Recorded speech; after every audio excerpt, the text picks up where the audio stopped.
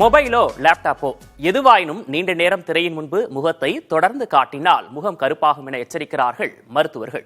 இதுகுறித்து மருத்துவர் சுரேஷ் பாபுவுடன் நமது செய்தியாளர் வேதவள்ளி நடத்திய கலந்துரையாடலை தற்போது பார்க்கலாம்.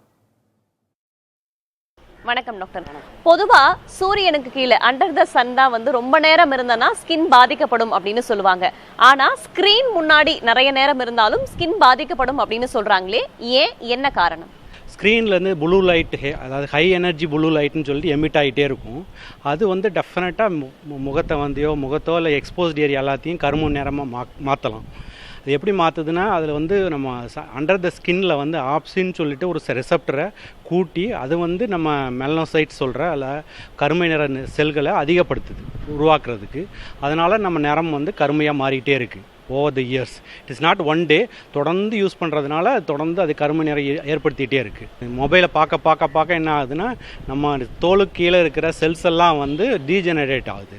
அப்போ என்ன ஆகுனா, அதனால் சுருக்கங்கள் ஏற்படலாம், இல்லைன்னா கரும்புள்ளிகள், தனித்தனியான கரும்புள்ளிகளும் ஏற்படலாம். இந்த மாதிரி மாற்றங்களும் நம்ம பார்ப்போம்.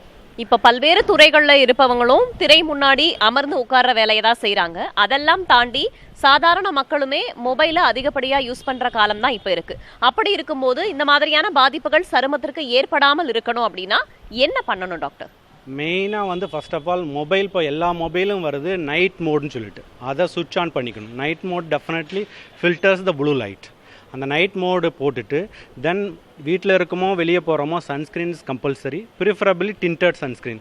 டிண்டட் சன்ஸ்க்ரீனில் ஜிங்க் ஆக்சைடு இல்லைனா அயன் ஆக்சைடு இதெல்லாம் இருக்கிற சன்ஸ்க்ரீன் தான் மெயினாக டிண்டட் சன்ஸ்க்ரீன் சொல்கிறோம்.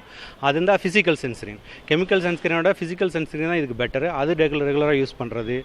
ஆன்டி ஏஜிங்காக நம்ம விட்டமின் சி மார்னிங் அப்ளை பண்ணுறது, மாய்ஸ்சரைசிங் க்ரீம் வெரி ரெகுலராக அப்ளை பண்ணுறது, இதெல்லாம் ரொம்ப இம்பார்ட்டன்ட்.